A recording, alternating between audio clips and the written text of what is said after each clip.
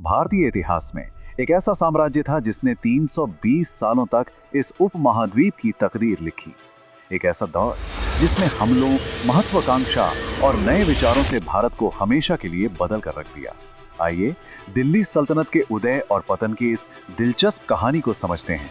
तो इस पूरी कहानी को समझने के लिए जरा उस वक्त के भारत को देखते हैं।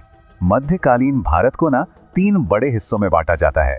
एक था पूर्व मध्यकाल, फिर आया दिल्ली सल्तनत का दौर और उसके बाद मुगल काल। हमारा सफर शुरू होता है 1206 से, जब बाहर से आए हमलों की एक लहर ने भारत की राजनीतिक और सांस्कृतिक जमीन को पूरी तरह से हिला दिया और बस यहीं से दिल्ली सल्तनत की नींव पड़ी। इस सफर में हम 5 पड़ावों से गुजरेंगे। सबसे पहले देखेंगे कि सल्तनत से पहले का भारत आखिर था कैसा। फिर जानेंगे उन बड़े हमलों के बारे में जिन्होंने इतिहास का रुख ही मोड़ दिया। उसके बाद हम गुलाम वंश से लेकर खिलजी और तुगलक जैसे शक्तिशाली राजवंशों के दौर को समझेंगे और आखिर में जानेंगे कि इतनी बड़ी सल्तनत का अंत कैसे हुआ। तो चलिए सबसे पहले उस भारत की तस्वीर देखते हैं जिस पर सल्तनत की परछाई पड़ने वाली थी। देखिए, ये एक बिखरी हुई जमीन थी। यहाँ कई राजपूत राज्य थे जो अपनी अपनी सीमाओं के लिए आपस में ही लड़ते रहते थे। कोई एक सेंट्रल पावर नहीं थी जो सबको जोड़कर रख सके। और जानते हैं, यही कमजोरी थी जिसने बाहरी ताकतों के लिए दरवाजे खोल दिए। लेकिन देखिए, राजनीतिक तौर पर भले ही भारत बटा हुआ था, पर इसका ये मतलब बिल्कुल नहीं था कि यहाँ की संस्कृति में कोई कमी थी। ये तो वो दौर था जब भारत की कला और ज्ञान अपने चरम पर थे। एक तरफ कल्हण की राज तरंगिणी कश्मीर का इतिहास लिख रही थी, तो दूसरी तरफ चंद्रप्रदाई की पृथ्वीराज रासो वीरता की कहानियां सुना रही थी। संगीत से लेकर दर्शन तक हर क्षेत्र में कमाल का काम हो रहा था। ये दिखाता है कि हमलों से पहले भी ये जमीन कितनी रिच थी।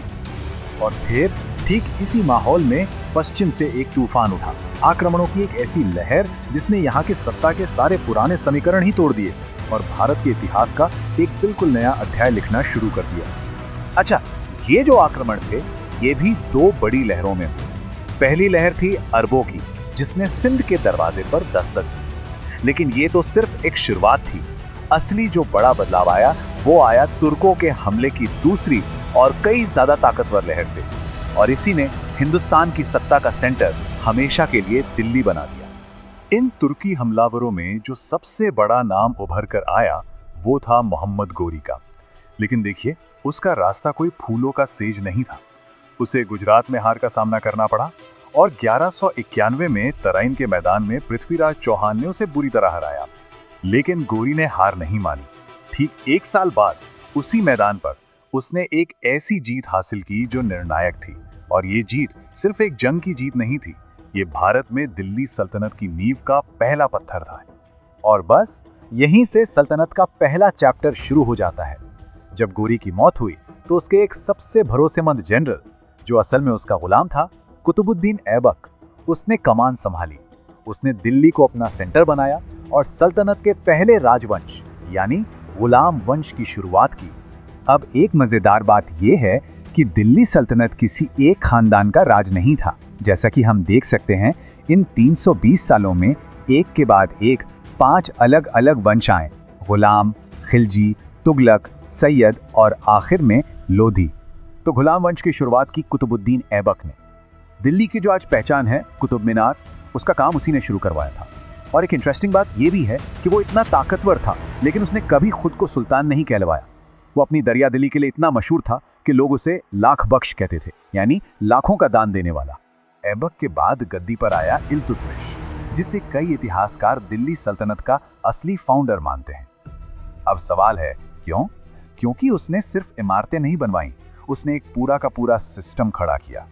उसने सल्तनत की अपनी करेंसी, अरबी सिक्के चलाए और इक्ता सिस्टम शुरू किया, जिसमें अधिकारियों को सैलरी की जगह जमीन दी जाती थी।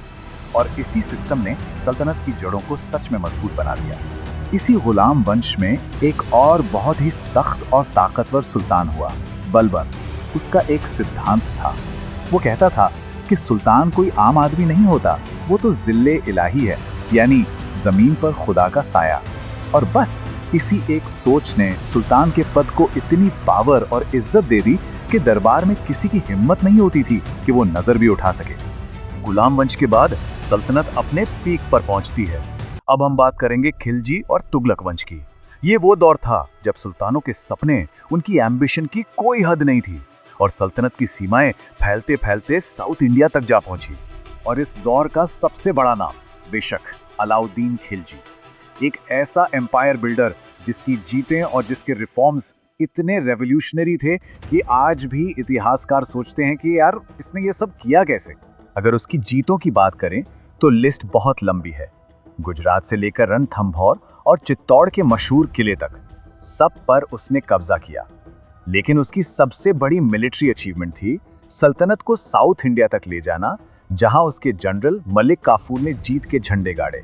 और इतना ही नहीं, मंगोलों को, जो उस जमाने का सबसे बड़ा खतरा माने जाते थे, उन्हें बार बार हराया। लेकिन खिलजी सिर्फ एक कॉन्करर नहीं था, वो एक जबरदस्त एडमिनिस्ट्रेटर भी था। सोचिए, अपनी इतनी बड़ी सेना को संभालने के लिए उसने मार्केट कंट्रोल कर लिया।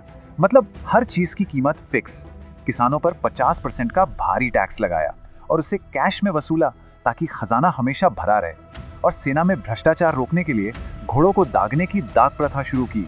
ये सिर्फ कानून नहीं थे, ये एक पूरे एम्पायर को चलाने की एक मशीन थी।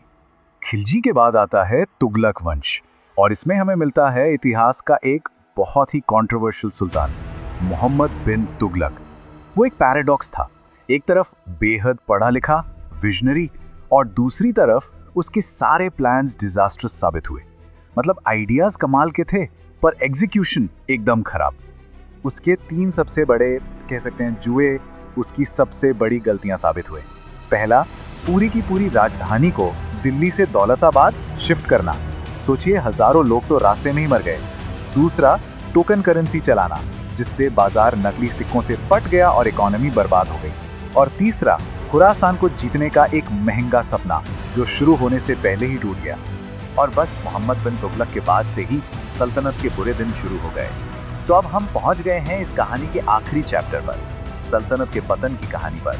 ये जो टाइमलाइन है, ये सल्तनत के ढलान की पूरी कहानी बताती है। 1398 में तैमूर के हमले ने दिल्ली को एक ऐसा जख्म दिया जिससे वो फिर कभी पूरी तरह उभर ही नहीं पाई। इसके बाद सैयद और लोधी वंश जैसे कमजोर शासक आए और फिर आया साल 1526, पानीपत की पहली लड़ाई, जहां बाबर की तोपों के सामने सिर्फ इब्राहिम लोदी नहीं हारा, बल्कि 320 साल पुरानी दिल्ली सल्तनत का सूरज हमेशा के लिए डूब गया। 320 साल ये कोई छोटा वक्त नहीं होता। इतने लंबे समय तक जब कोई ताकत राज करती है तो वो सिर्फ एक सियासी घटना नहीं रहती, वो उस जगह की संस्कृति पर, भाषा पर, समाज पर, हर चीज पर अपनी एक गहरी छाप छोड़ जाती है। तो 1526 में दिल्ली सल्तनत का पॉलिटिकल एंड तो हो गया, पर यहाँ एक बड़ा सवाल उठता है, क्या कोई भी साम्राज्य सच में पूरी तरह खत्म हो जाता है, या फिर उसका बनाया सिस्टम, उसकी आर्ट, उसकी जुबान, ये सब आने वाले नए एम्पायर के लिए एक फाउंडेशन का काम करते हैं? शायद दिल्ली सल्तनत खत्म नहीं हुई, बल्कि उसने तो बस उस मुगल साम्राज्य के लिए जमीन तैयार की थी जो भारत के इतिहास का अगला सुनहरा अध्याय लिखने वाला था।